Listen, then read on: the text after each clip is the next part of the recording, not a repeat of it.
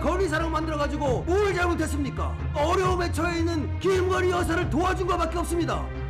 대통령 부인으로서의 공적인 활동이 공적으로 관리되고 있지 않은 상황이라고 있습니다.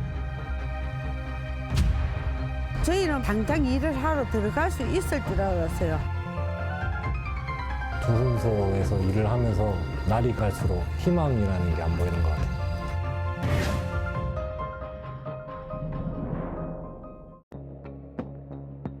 안녕하십니까.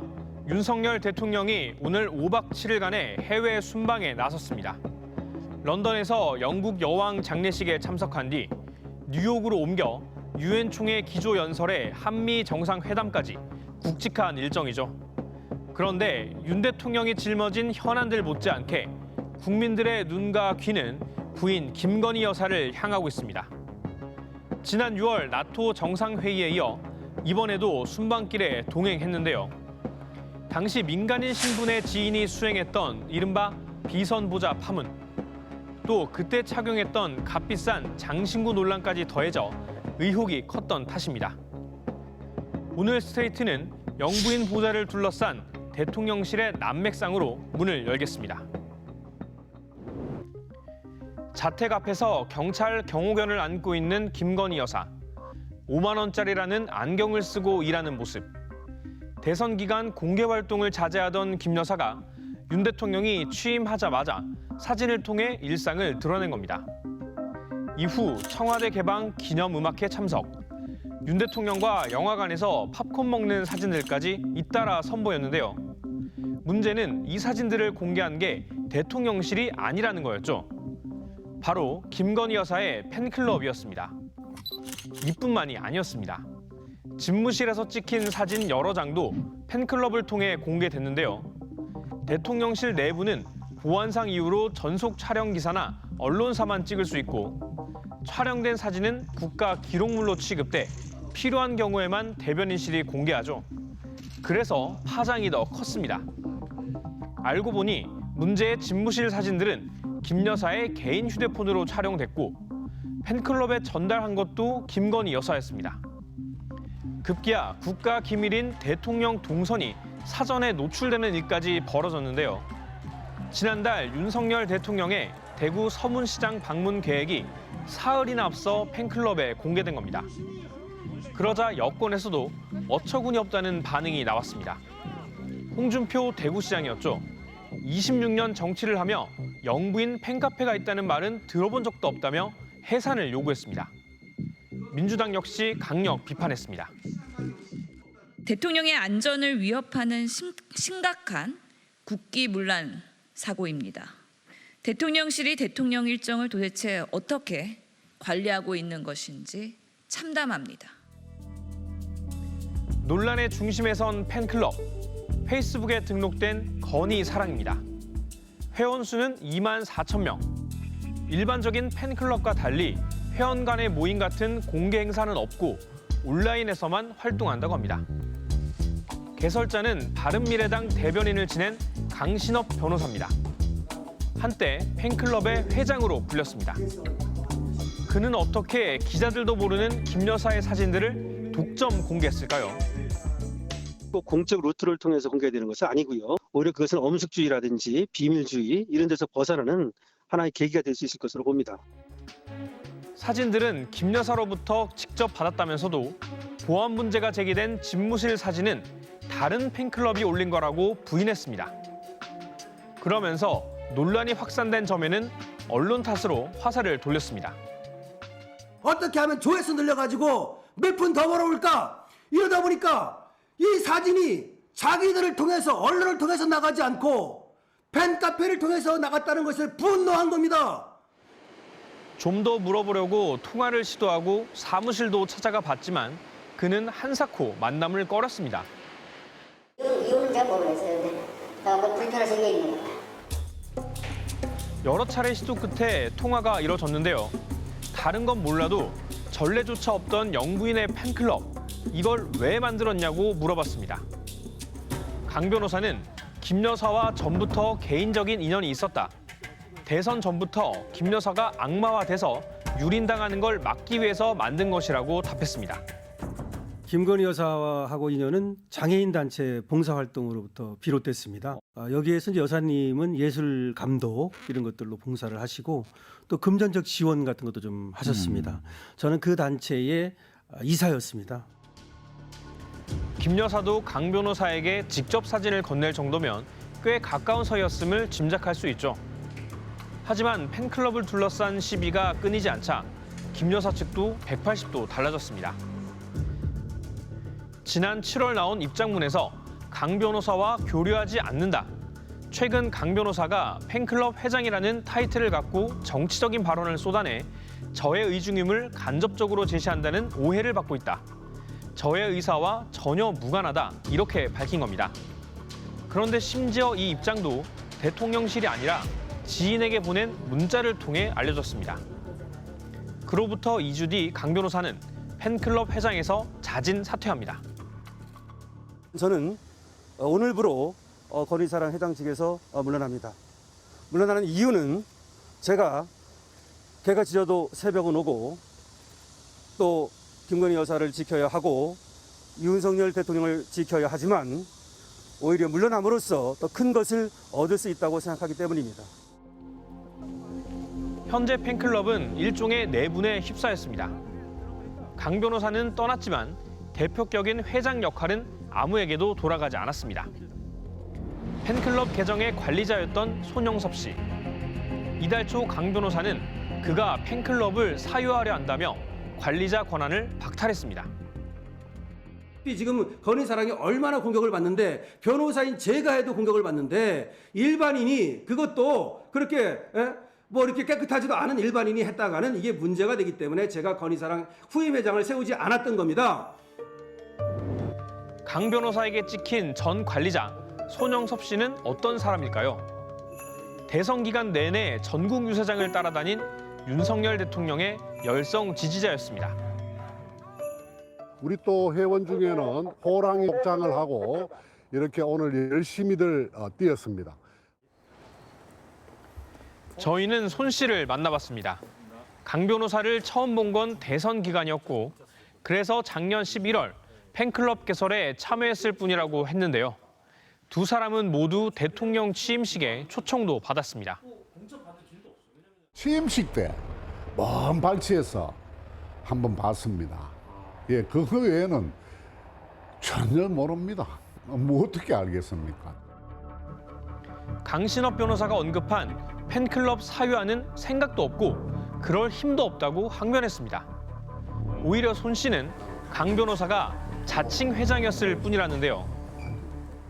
무슨 회칙이 있는 것도 아니고 규약이 있는 것도 아니고 정관이 있는 것도 아닌데 스스로 만들어서 이제 회장으로 이름 부리게 된 거죠. 그러니까 언론도 회장으로 부르게 됐죠. 그런데도 강 변호사의 회장 활동을 지켜만 본 건 김건희 여사의 후광을 기대했기 때문이라고 했습니다. 우리가 열심히 해주면 자신이 인솔에 가서 김건희 여사님에게 독대도 하고 우리가 또 바라고 싶은 점을 말씀도 드리고 할 수 있는 기회를 만들겠다. 그래서 우리에게는 상당한 매력이라면 매력이랄까? 그 일을 하게 된 동기부여가 또 더 된 거죠. 하지만 강신업 변호사는 모두 부인했습니다. 회장 직함은 언론이 붙여준 거고 김 여사의 독대를 언급한 것도 손 씨의 모함이라는 겁니다. 제가 건의사랑 만들어가지고 제가 건의사랑으로 뭘 잘못했습니까? 그야말로 어려움에 처해 있는 김건희 여사를 도와준 것밖에 없습니다. 그러면서도 강 변호사는 정치에 뛰어들려는 속내를 슬쩍 내비쳤는데요. 윤석열 대통령을 지키기 위해서 필요하다면 김건희 여사를 지키기 위해서 필요하다면 저 같은 투사가 강투사가 바로 국회로 가야 됩니다. 제가 투지가 없습니까? 논리가 없습니까? 제가 아는 것이 저들보다 부족합니까, 여러분? 영부인의 팬클럽이 흔히 말하는 순수한 팬심에서 만들어진 건지 아니면 모종의 의도에서 비롯된 건지 단정하긴 어렵습니다. 하지만 한 가지 분명한 사실은 있는데요. 멀쩡히 기능했던 영부인의 보좌 조직을 없앤 게 화근이라는 겁니다. 원래 청와대에는 대통령의 일정과 수행 등을 담당하는 제1부속실과 배우자의 의전 연설 등을 맡는 제2부속실이 따로 존재했습니다. 하지만 현 정부 들어 달라졌습니다. 지난해 대선 국면 내내 각종 논란에 휩싸였던 김건희 여사. 남편이 대통령이 되는 경우라도 아내의 역할에만 충실하겠습니다. 부디 노여움을 거두어 주십시오. 윤석열 당시 후보는 영부인 보좌를 담당하는 청와대 제2부속실을 폐지하겠다고 했습니다. 제2부속실은 불필요하다고 늘 오래전부터 생각해 왔고, 영부인이라는 것은 지금 우리 국민들의 의식에 비추어서 저는 그거는 맞지 않다고 생각합니다. 그런데 조직만 없어졌을 뿐 김 여사의 약속은 지켜지지 않았습니다.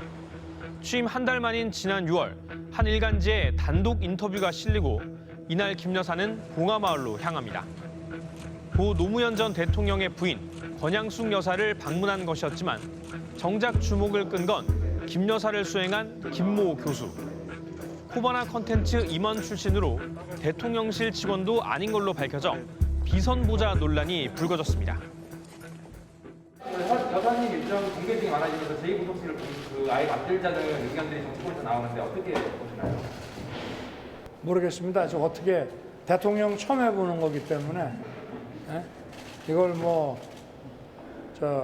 공식 비공식 이런 걸 어떻게 나눠야 될지, 또 대통령의 부인으로서 안 할 수 없는 일도 있고, 이걸 어떤 식으로 정리해서 해야 될지, 저도 이제 시작한 지 얼마 안 돼서 한번 국민 여론도 들어가면서 차차 이 부분은 생각해 보겠습니다. 차차 생각해보겠다고 한 지 석 달째. 그간 김 여사는 전직 대통령 부인들과의 만남을 시작으로 중앙경찰학교 졸업식 참석, 나토 순방과 한미 정상회담 등 과거 영부인들 못지않은 공개 행보를 보였는데요. 제2부속실 설치합니까? 안 합니까? 의원님께서 질의하신 취지는 알겠습니다만 충분한 보좌는 이루어지고 있다고 그렇게 생각하고 있습니다. 대통령 내외에 기존 1, 2부속실을 합쳐 운영한다지만 비서실장조차 똑부러진 답을 못하고 있습니다. 담당 직원이 붙박이로 있다 이 말이죠? 그쪽으로 봐야죠. 그러니까 김건희 여사 일정은 무조건 거기를 거쳐서 간다 이거죠? 꼭 붙박이라고 볼 수는 없을 것 같은데. 근데 1부속실 아니면 그러면 어디서 명을 받아서 다른 비서관실을 연결합니까? 글쎄, 거기에 따른. 그래서 저희가 좀 더 알아봤는데요. 대통령 부속실 산하의 김 여사 수행 관계자는 최소 5명으로 추정됩니다. 수행팀장 격으로 활동 중인 사람은 부속실 소속의 최모 선임행정관. 윤 대통령의 외가 쪽 육촌으로 사적 채용 논란이 일었던 인물입니다. 다음으로 국회의원 보좌관 출신 행정관이 2명 있고 코바나 컨텐츠 직원이었던 2명도 김 여사를 수행하고 있습니다. 이 2명은 수행팀이면서 이른바 관저팀에도 소속된 걸로 파악되는데요. 청와대에서는 대통령 부부의 식사와 빨래 같은 살림을 돕는 역할로 알려져 있습니다. 문재인 정부 당시 제2부속실 직원도 5명 내외였다고 하는데요. 이 정도면 별 차이가 없는 거 아닌가 싶은데 그렇지 않다고 합니다. 비서관급이 실장인 기존 제2부속실과 달리 지금의 비공식 수행팀엔 책임자가 없는 게 가장 큰 차이점입니다. 직제상 편제가 되어 있다는 것은 어떻든 대통령실 내부적으로 업무의 위임 범위와 책임 소재가 분명하다는 겁니다. 비서관급 이상이 아니면은 주로 행정관들은 잘 공개를 안 하니까 어디서 뭐 하던 사람이 영부인 업무를 맡고 있는지 알 길이 없는 겁니다. 실제 하는 일도 질적으로 크게 다릅니다. 과거엔 대통령 부인의 주요 활동과 연설 내용, 사진이 청와대 홈페이지에 공개되고 메시지 관리도 유기적으로 이뤄졌는데요. 반면 지금은 말 그대로 따라다니는 수행 업무에 그치는 것으로 보입니다. 구멍은 곳곳에서 드러나고 있습니다. 최근에 불거진 장신구 논란이 바로 그렇습니다. 지난 6월 나토 순방 당시 김건희 여사가 착용했던 브로치와 목걸이, 취임식 때부터 착용한 걸로 파악된 팔찌. 모두 명품 보석업체 제품으로 알려졌습니다. 진품이 맞다면 목걸이는 6천만 원, 팔찌 1,500만 원, 브로치는 2,600만 원에 달합니다. 공직자 윤리법상 500만 원이 넘는 보석은 신고해야 하지만 김 여사 측은 하지 않았습니다. 나중에 대통령실은 3개 중 2개는 지인에게 빌렸고 하나는 소상공인에게 구입해 금액이 신고 대상이 아니라고 해명했는데요. 이 말이 더 큰 논란을 낳았습니다. 공식 경로가 아닌 김건희 여사의 지인에게 보석을 빌려 착용했다면 김건희 여사가 사인에게 이익을 제공받은 것입니다. 대통령 배우자가 고가의 외제차를 지인에게 빌려 탔다면 문제가 되는 것과 같은 이치입니다. 어떤 장신구를 누구에게 언제 빌린 건지 대통령실은 아직 답을 내놓지 못하고 있습니다. 이 대통령 가족에 대한 대통령에 대한 보좌들이 일정하게 제대로 진행되고 있지 않다라는 게 계속 확인된 것이라고 할 것입니다. 지난 정부에서도 비슷한 논란이 있었는데요. 당시 청와대 대응은 지금과 좀 달랐습니다. 2018년 프랑스 국빈 방문 당시 김정숙 여사가 샤넬 옷을 빌려 입은 뒤 반납한 게 맞냐? 인도 방문 당시 착용했던 브로치가 프랑스 명품 제품이냐? 이런 의혹들이 제기됐었죠.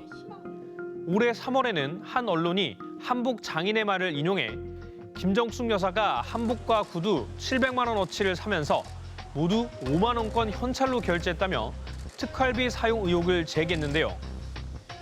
당시 청와대는 의혹이 나올 때마다 프랑스 명품 제품이라던 브로치는 국내 제품이었고 의상 비용은 모두 특활비와 관계없는 사비라고 즉각 반박에 나섰습니다.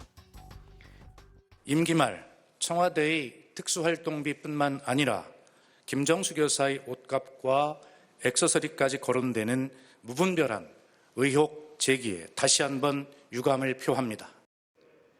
이렇게 신속한 대응이 가능했던 건 당시 제2부속실의 기록 덕분이었는데요. 박수현 전 수석은 김정숙 여사가 옷을 산 것부터 리폼, 즉 고쳐서 입은 내역까지 기록이 축적돼 있었다고 설명했습니다. 국민들께 해명할 게 있고 설명할 게 있을 겁니다. 그걸 하시려면 강력한 전담 조직의 지원을 받을 필요가 있는 것이죠. 예를 들면 어느 행사장에는 어떤 복장을 입는다, 어떤 행사장에는 또 어떤 장신구를 한다, 이런 것까지 다 포함이 되는 겁니다. 특히 불법이나 비위 소지가 발견될 경우 책임 소재를 가리려면 영부인의 일거수일투족에 근거가 남아 있어야 합니다. 행정부가 잘못되면 장관도 그렇고 국무총리도 그렇고 어떻게 보면은 책임을 묻고 또 받고 그러는데 지금은 그런 논란에 대해서 책임 소재를 추궁하거나 이럴 게 없잖아요. 대통령실 입장이나 집권 여당 입장에서 보더라도 굉장히 부담스러운 거예요. 해외 주요국들은 대부분 대통령 배우자 전담 조직을 운영합니다. 미국은 대통령 집무실을 웨스트윙, 영부인 집무실을 이스트윙에 따로 둘 만큼 영부인 보좌를 대통령 못지않게 독립적이고 투명하게 관리하고 있습니다. 비서실장부터 시작해서 홍보 담당, 그다음에 일정 담당, 그다음에 연설 담당, 행사 일정 담당 여러 보좌관들이 있고 대략 25명 정도가 되는 것 같아요. 명확히 규정이 돼 있어서 그거에 따라서 돈이 집행되고 그거를 또 이제 의회가 들여다볼 수가 있어서 적절한 관리 감독과 통제가 되기 때문에. 백악관 홈페이지에는 영부인의 일정이 공개될 뿐 아니라 살아온 이력도 자세히 적혀 있습니다. 프랑스 대통령실인 엘리제궁 역시 홈페이지에 배우자의 생애와 경력 등을 소개하는 한편 시민들이 의견을 전달할 창구도 마련했습니다. 한 여론조사에서 국민의 60%는 제2부속실이든 다른 이름이든 공식 보좌 조직을 만들어야 한다고 답했습니다. 하지만 한덕수 국무총리는 대통령 고집이 세서 제2부속실 부활이 쉽지 않을 거라고 전망했는데요.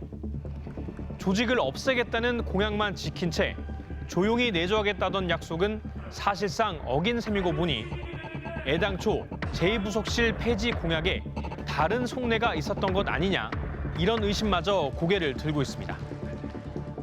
이미 뭐 대통령 선거 전부터 그 대통령 부인과 관련된 여러 논란들이 있었기 때문에 그런 활동들을 줄이자는, 아예 작게 하겠다는 취지에서 부속실을 폐지하겠다고 공약했던 건데, 아예 관리를 안 받겠다 혹은 관리에서 벗어나겠다는 취지로 이 부속실 폐지를 이해하고 집행한다면 더 큰 문제를 불러올 것입니다.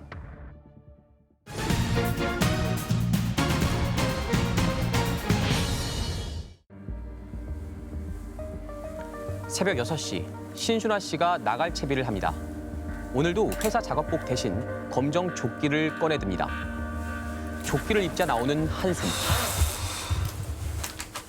작업복을 보면 울컥하죠. 매일 입고 다니던 작업복이 몇 달째 걸려 있다는 건 제가 왜 이런 삶을 살고 있나 그렇게 느낄 때가 더 많습니다. 50분 정도 부지런히 걷다 보면 분주한 출근길과 만납니다. 다리 하나만 건너면 신 씨가 20년 넘게 일해온 대우조선해양이 나옵니다. 하지만 넉 달째 건너지 못하고 있습니다.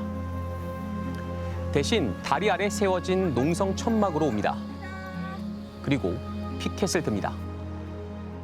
합의 7월 22일 날 끝이 났는데 저희는 당장 일을 하러 들어갈 수 있을 줄 알았어요. 최우선적으로 고용을 한다. 그런 확실한 문구가 있었고.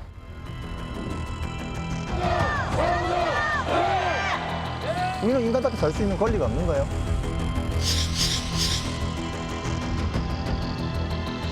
불법은 방치되거나 용인돼서는 안 됩니다. 많이 기다릴 만큼 기다리지 않았나.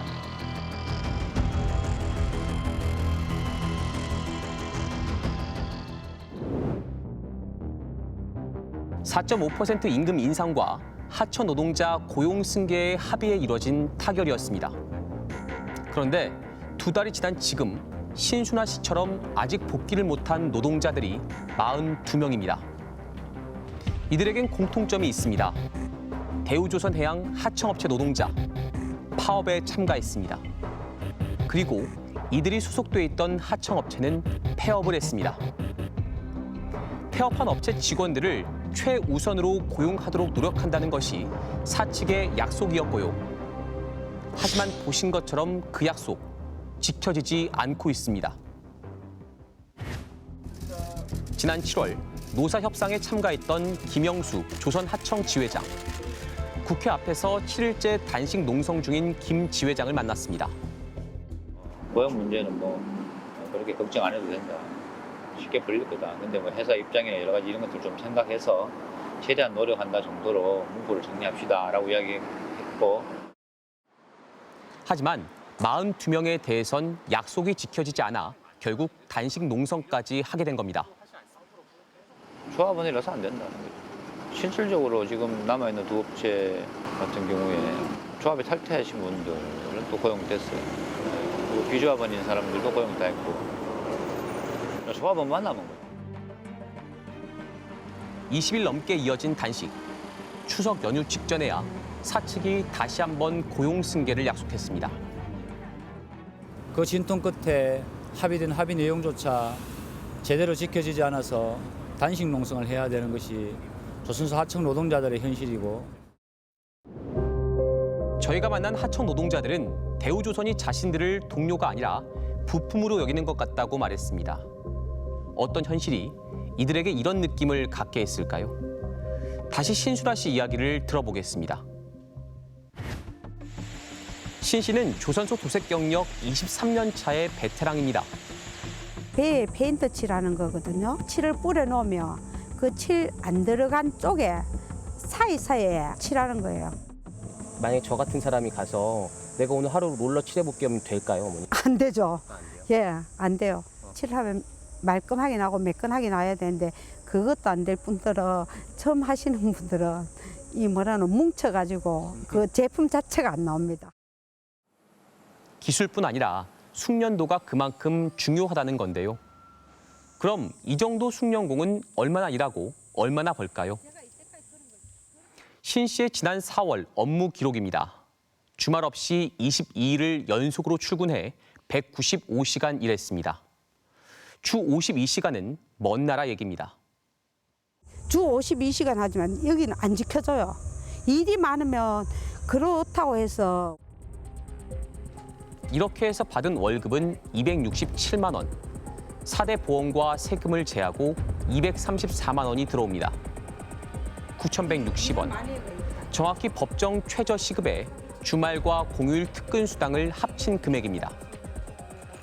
작업용 발판을 만드는 9년차 하청 노동자 남호 씨도 최저 시급을 받았고, 조선소에서 비교적 몸값이 높다는 용접 일을 하는 강길만 씨의 시급도 10,000원이었습니다. 그러다 보니 한 푼이라도 더 벌기 위해 법정 노동 시간을 무시하는 악순환이 이어집니다. 하청업체는 다들 52시간제 다들 위반하고 있죠. 지키는 데가 없습니다. 하청 노동자 입장에서는 사실 일 좀 더 하면은 자기한테 좀 도움이 되잖아요. 그러니까 말 안 하는 거예요. 기본 단위 시간 임금 인상을 해야 되는데 그거는 못 하니까 부족한 임금을 법 위반을 통해서 메우고 있는 거죠, 사실. 중대재해도 끊이질 않고 있습니다. 대우조선해양 조립 오부 공장. 이동식 철제 작업대 사이에 핏자국이 선명합니다. 지난 1일 아침 7시 15분쯤 하청업체 소속 손모 씨가 수십 톤 무게의 철제 작업대 사이에 다리가 끼는 중상을 입었습니다. 나흘 뒤 결국 손 씨는 숨졌습니다. 대우조선 직원들은 철제 작업대의 위험성을 여러 차례 회사에 알렸지만 바뀐 게 없었다고 말합니다. 직원들이 회사에 건의를 한 거죠. 이 부분은 위험하다. 그래서 안전 펜스를 친다든가 설비가 구조적으로 문제가 있으니 바꿔야 된다. 수차례에 걸쳐 한 것으로 파악이 됐거든요. 대우조선 현장에선 불과 5개월 전에도 사망사고가 있었습니다. 한 노동자가 60m 위에서 떨어진 와이어와 철제 소켓에 맞아 숨졌는데요. 역시 하청업체 소속이었습니다. 장관님, MBC 이문영 기자인데요. 언론에서도 혹시 질문 하나만 좀 드려도 될까요? 올해 조선소에서 9명 사망하셨고 이 중에 7명이 하청 노동자인데 좀 더 명확한 대책이 좀 필요해 보이는데요. 그러니까 지난번에 이렇게 당부했음에도 불구하고 사고가 나고 막 이랬는데 이 부분이 상당 부분은 그 후진적인 그 재해, 추락, 끼임 뭐 이런 건데 그래서 이게 고민이 있습니다. 법의 실효성을 높인가에 대해서도 고민을 해야 될 시점이라고 생각을 합니다. 좀처럼 개선될 기미가 보이지 않는 낮은 처우와 위험한 환경에 지쳐 조선업을 떠난 노동자는 최근 8년간 11만 명이나 됩니다. 앞서 시급 10,000원을 받는다고 전해드렸던 10년차 용접工강길만 씨도 결국 이직을 결심했다는데요. 떠나야 했던 이들의 이야기도 들어봤습니다. 대우조선 하청업체에서 일하던 강길만 씨는 2달 전 처우가 조금 낫다는 현대중공업 하청업체로 이직했습니다. 총 인원이 한 30명. 네. 거기서 절반 정도는 위에서 보시면. 하지만 옮겨봐도 미래는 여전히 막막했습니다. 조선소에서 일을 하면서 원래 희망이라는 게 이렇게 보여야 되는데 날이 가면 갈수록 희망이라는 게 안 보이는 것 같아요. 결국 조선업을 떠나기로 결심한 상태입니다. 저도 이제 자격증을 준비하고 있거든요. 자격증을 따고 일단은 다른 쪽을 알아봐야겠죠.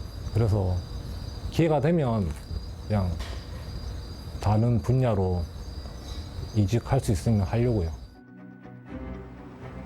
대규모 건설이 한창인 경기도 평택의 삼성전자 반도체 공장. 건설 노동자들이 몰려들면서 공장 주변엔 숙소형 건물들도 늘고 있습니다. 이곳에서 만난 일용직 노동자 박모 씨. 작은 방에는 이불 한 장과 아직 풀지 못한 짐이 쌓여 있습니다. 가족들은 울산에 있습니다. 주일에 가문을 해서 갖고 김치 같은 거. 다 사모님께서 보내주신 반찬들인 거예요? 네. 방에 가게는 넣어놓은 거예요. 박 씨도 원래 조선소에서 20년 넘게 일해온 용접공이었다고 합니다. 한 5년이 전에 내가 그만뒀어요. 업체 다 막 저거 넘어가고 그러니까 한두 번도 아니고 뭐 가는 데마다 그렇게 계속 그 연달아. 그 후 건설 현장을 돌다가 6개월 전 이곳에 와 자재 나르는 일을 하고 있습니다. 홀로 지내 외롭긴 하지만 다시 돌아갈 생각은 없습니다. 그러니까 그 현장에 계속 그렇게 해왔으면 정이 가야 되는데 정이 안 가요. 너무 힘들으니까. 구조조정에서 겨우 살아남아도 저임금에 시달려온 하청업체 노동자들. 조선업 붕괴는 막아야 한다며 막대한 세금을 쏟아부은 정부. 대우조선에는 1999년부터 지금까지 약 12조 원의 공적 자금이 투입됐습니다. 그럼 그동안 대우조선은 뭘 했을까요? 지난 2013년과 2014년 대우조선이 공시한 영업이익은 각각 4,242억 원과 4,543억 원. 주요 조선업체들이 적자로 고전하는 사이 돋보이는 성과를 냈습니다. 하지만 거짓이었습니다. 감사원 감사 결과 실제로는 2013년에 165억 원, 2014년에는 6,392억 원의 적자를 봤습니다. 2년 동안 무려 1조 5천억 원대의 분식회계를 한 겁니다. 이렇게 낸 거짓 수익으로 성과급 2천억 원을 뿌렸습니다. 성과성 상여금 성격의 항목이 포함된 경여금 지급에 대해 사전 합의를 요청하자 경영관리단이 그대로 합의하도록 부른 등 2016년에는 이런 일도 있었습니다. 대우조선해양 차장급 직원의 집에서 명품 시계와 귀금속이 쏟아져 나옵니다. 집에서 압수한 금품만 15억 원어치였습니다. 부산에 사우나 건물이 하나 있고요. 제규어, 레인지 로버, 인피니티 뭐 이런 차량은 한 6대 정도 됩니다. 무려 8년간 회사 돈 180억 원을 횡령했는데 대우조선은 모르고 있었습니다. 그런데 대우조선, 이번 파업 피해 규모는 발빠르게 계산해 발표합니다. 무려 8천억 원. 노동자들에게 손해배상을 청구하겠다고 압박했습니다. 결국 하청 노동자들은 4.5% 임금 인상에 합의하고 파업을 끝낸 건데요. 여기에 드는 돈 약 150억 원입니다. 대우조선이 1년에 쓰는 비용의 0.25% 수준입니다. 이 정도로 정말 인력 유출을 막고 끌어들일 수 있을까요?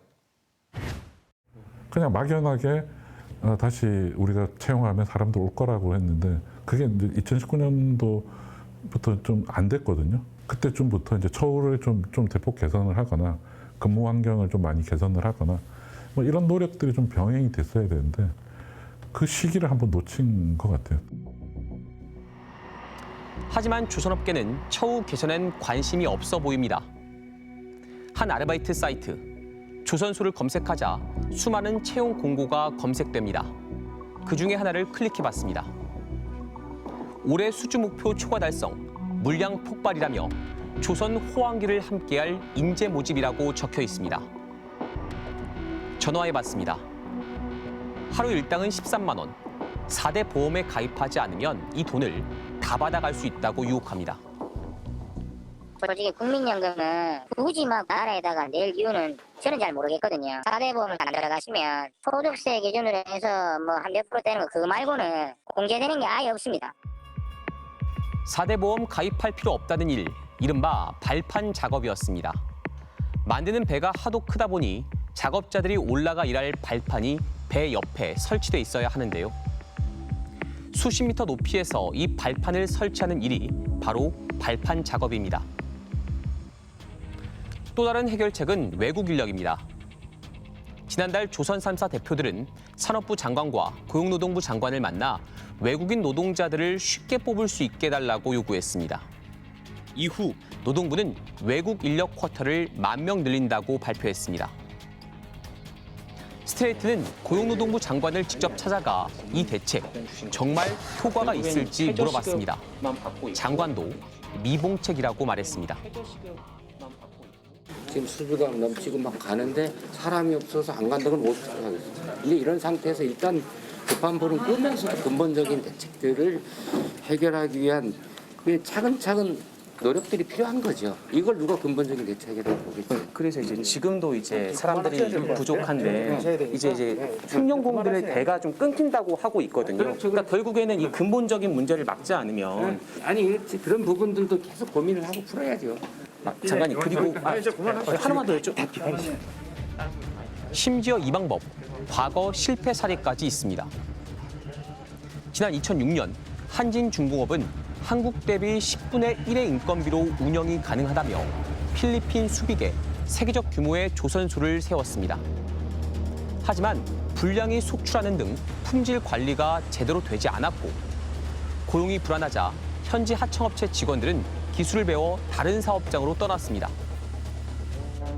각종 산업재해로 35명이 숨져 필리핀 상원의회에서는 청문회까지 열렸습니다. 결국 수빅 조선소는 지난 2019년 법원에 회생 절차를 신청했고 한진중공업은 자본 잠식에 빠졌습니다. 생산성이 외국 인력들은 단가는 낮지만 생산성이 떨어지기 때문에 그렇게 인건비 세이브가 안 되는 이슈가 생길 수가 있고요. 조선업은 경기에 따라 호황과 불황을 반복하는 사이클 산업으로 불리는데요. 2008년 금융위기 이후 감소하던 수주량은 2016년 최저점을 찍었습니다. 그러다 재작년부터 수주량이 급증합니다. 올해 상반기에는 전 세계 선박 발주량의 45%를 국내 조선사들이 수주했습니다. 특히 LNG 운반선 같이 고부가 가치 선박은 62%를 휩쓸었습니다. LNG 운반선 같은 경우에는 워낙 고기술이 필요하고 굉장히 안정성을 요구하기 때문에 가격이 비싸더라도 이런 선박들이 이제 우리나라에 오게 되고요. 기술력이 중요하다는데 정작 일할 사람이 없습니다. 조선업의 앞날에 대해 걱정이 나오는 이유입니다. 핵심 숙련이 확보된 노동자들을 길러내는 방향으로의 그 인력 양성이 되어줘야 되는데 조선업에서 지금 그 명맥이 좀 상당히 끊어져 가고 있는 좀 어려운 상황이긴 합니다. 회사가 어려울 때는 고통 분담을 외치며 세금을 받습니다. 받고 나선 방만 경영을 하고 문제 해결은 미뤄둡니다. 이제 호황의 길목에 접어드니 노동자들의 단체 행동이나 인건비가 발목을 잡는다며 또 책임을 떠넘깁니다. 어쩌면 이 모습, 한국 조선업이 흔들린 진짜 원인 아닐까요? 정부에서 그냥 일방적으로 뭐 기업의 소원소리, 민원 해결만 해주지 말고 너네들도 뭐 자구 노력이든 아니면 개선 노력이든 이런 것들을 요구하는 게 맞지 않나요? And I don't want the world to see me, 'cause I don't